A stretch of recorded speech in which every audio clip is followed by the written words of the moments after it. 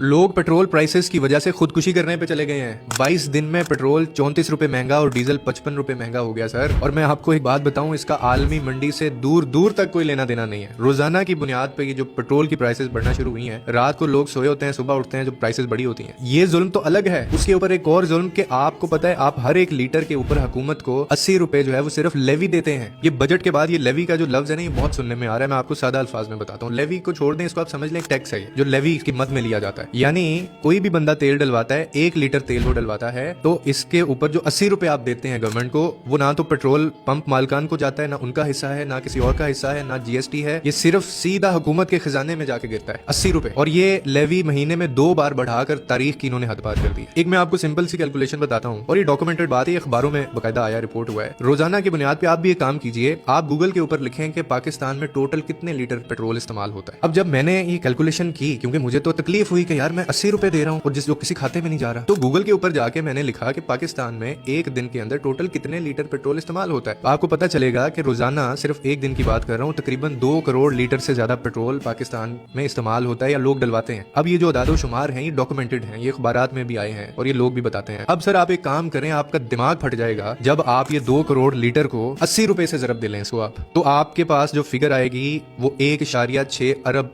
रुपया एक दिन, सिर्फ रोजाना की बुनियाद पे। ये जो हुकूमत है, ये आपसे, मुझसे 1.6 अरब रुपया ले रही है सिर्फ पेट्रोल की मद में। और ये कहां जा रहे हैं? ये सीधा खजाने में जा रहे हैं, ये कहीं और नहीं जा रहे। और अगर आप यही कैलकुलेशन एक महीने पे ले जाएंगे तो आपको पता चलेगा कि ये 48 अरब रुपया बनता है महीने का सिर्फ पेट्रोल से। अच्छा, आप यही कैलकुलेशन ले जाएं सालाना, तो ये 580 अरब रुपया बन जाता है। और अभी इसमें डीजल की लेवी शामिल नहीं है। जब आप वो भी शामिल कर लेंगे तो फिर आप इसको सालाना देखेंगे तो ये 1400 और 1500 अरब से भी ज्यादा ऊपर बात चली जाती है, जो सिर्फ हुकूमत हमसे ले रही है पेट्रोल डलवाने के। और इसका ना जंग से कोई ताल्लुक है, ना आलमी मंडी से कोई ताल्लुक है। ये उसमें से लिया जा रहा है जो पेट्रोल पहले का था, जो हमने हुकूमत ने सस्ता लिया था। और दुनिया के किसी कोने में ऐसा नहीं होता कि डेली जो प्राइसेस हैं वो बढ़ती हों। और इसमें आप भी शामिल हैं, बूढ़ा भी शामिल है, वो माँ भी शामिल है, वो बच्चा भी शामिल है, वो गरीब भी शामिल है, जो बंदा, हर बंदा जो घर से निकलता है अपने काम के लिए। तो मसला जो है ना, वो निजाम का नहीं है, मसला सिस्टम का नहीं है, मसला नीयत का है। और आप देखेंगे जो पेट्रोल डीजल होता है, ये सिर्फ ट्रक में नहीं डलता, ये सिर्फ ट्रैक्टर में नहीं डलता, ये सिर्फ गाड़ियां या बाइक में नहीं डलता। इससे सब्जी महंगी होती है, आटा महंगा होता है, दूध महंगा होता है। डायरेक्टली ट्रिपल इफेक्ट हो रहा है लोगों के ऊपर। और हुकूमत एक तरफ कहती है कि ये पैसा जो है वो हुकूमत को चाहिए, क्योंकि हमने हुकूमत चलानी है, पाकिस्तान चलाना है हमने। तो सर ठीक है, बात हम ये मान लेते हैं। तो मेरा being a citizen of Pakistan,